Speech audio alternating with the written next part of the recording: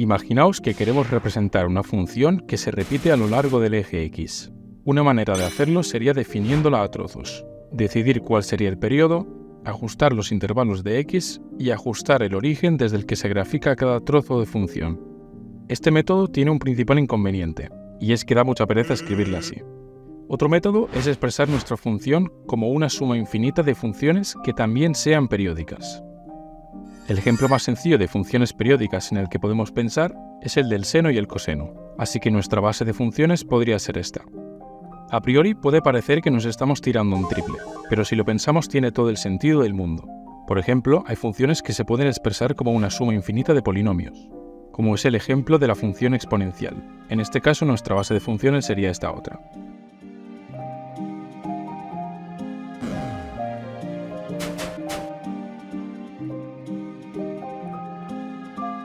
Entonces vamos a asumir que nuestra función efectivamente se puede escribir de esta manera. A esto se le llama la serie de Fourier de la función.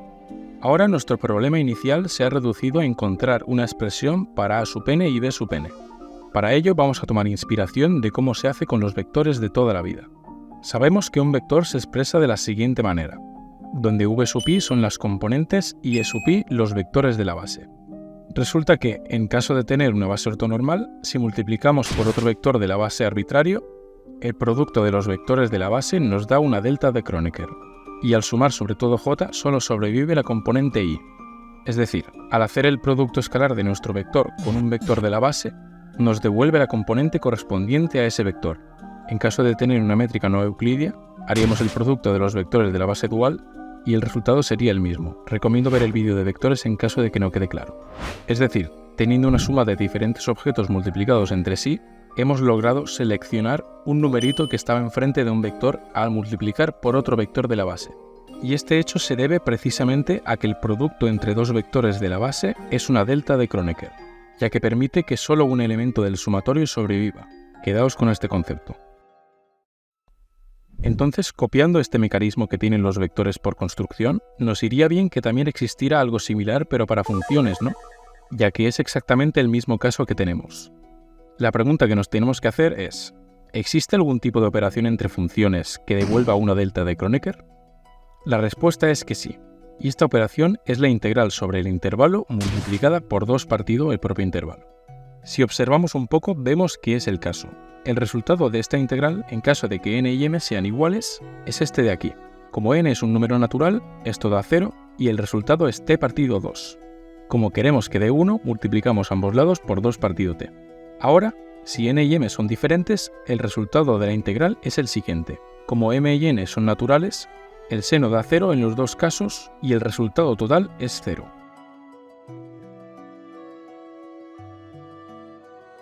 Y en el caso de operar senos con cosenos, obtenemos esto. Si n y m son números naturales, tanto su suma como su resta también lo son, así que los cosenos dan 1. Las m se cancelan y las n sobrantes también. El resultado es 0. Podéis comprobar que sucede exactamente lo mismo para el coseno. Ahora vamos a ver qué sucede cuando n y m son iguales y además son 0. Para el seno queda claro que el producto da 0, ya que el seno de 0 es 0. Para el coseno nos queda que el producto es la integral definida de 1 por 2 sobre t, que da 2. Matemáticamente queda claro, pero vamos a verlo gráficamente para que se entienda qué es lo que está pasando al hacer este producto entre funciones. Vamos a representar gráficamente un seno en el intervalo. Ponemos de ejemplo n igual a 1 y m igual a 5. Si os fijáis, la mitad izquierda es exactamente igual que la mitad derecha, pero con el signo cambiado. Y si miramos cuánto da la multiplicación de estas dos funciones, vemos una totalmente simétrica, pues resulta que este área es exactamente 0, y lo mismo ocurre si vamos variando m. Parece que siempre se comporta de la misma manera, pero cuando llegamos al caso donde n y m son iguales, vemos que su multiplicación es positiva en vez de 0, lo cual es obvio, ya que el cuadrado de una función real siempre es positivo. En el caso de tener un seno y un coseno, como es una función par por otra impar, su integral da siempre 0. En conclusión, vemos que estas funciones trigonométricas con este producto entre funciones forman una base ortonormal, es decir, se comportan como vectores.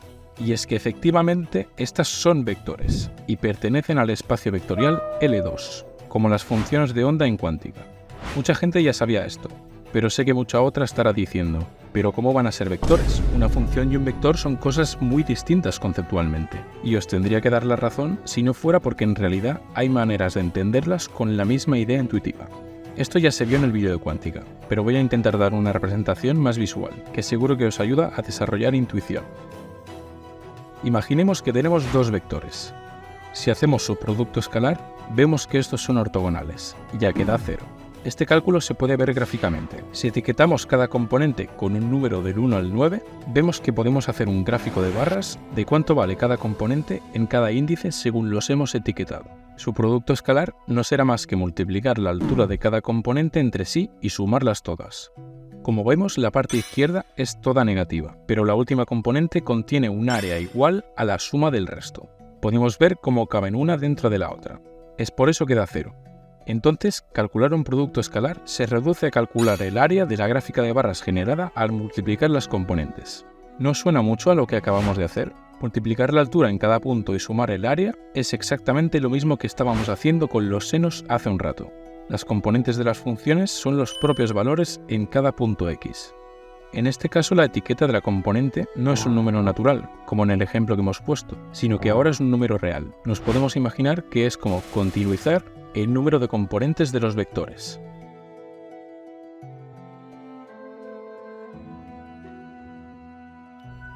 Acabamos de ver que las funciones seno y coseno, dentro de un contexto donde se define un producto entre funciones y su dominio está limitado en un intervalo que es un múltiplo de su periodo, se comportan como vectores. Esto significa, como hemos dicho antes, que podemos usar esas propiedades para encontrar los coeficientes de la serie de Fourier.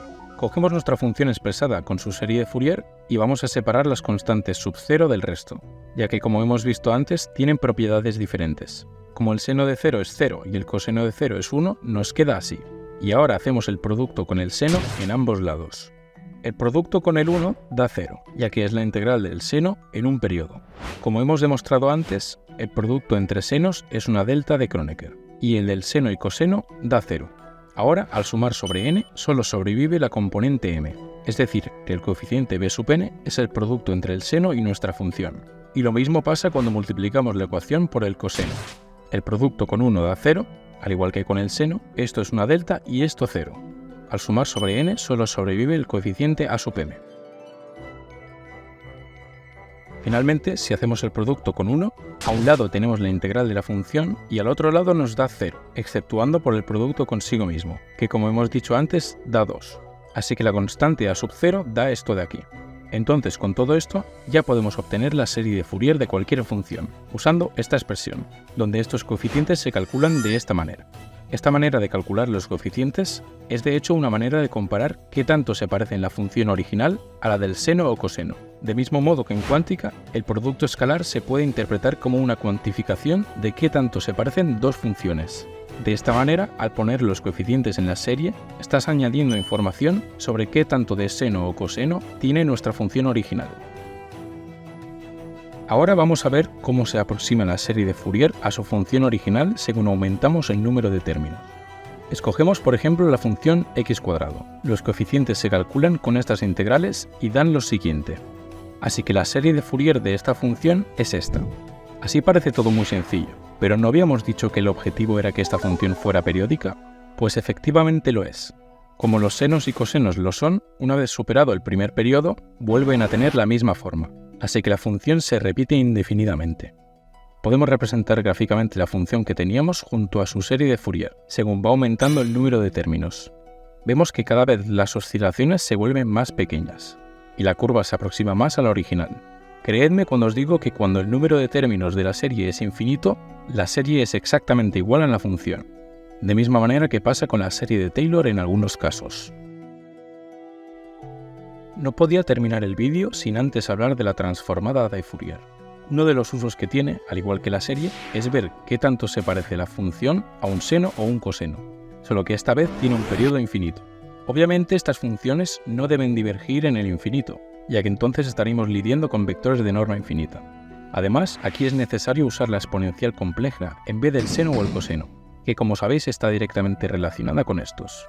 En la serie de Fourier nuestra función se podía expresar de esta manera. Ahora vamos a hacer un cambio de variable. De mismo modo que n es una variable discreta que para cada valor modifica el periodo de la función, podemos redefinir una nueva variable que llamaremos frecuencia. Y viendo que esto es una suma infinita, podemos continuizar la variable frecuencia convirtiendo todo esto en una integral. De misma manera que antes, esta función, que antes eran componentes, representa qué tanto se parece la función original a la exponencial de esa frecuencia.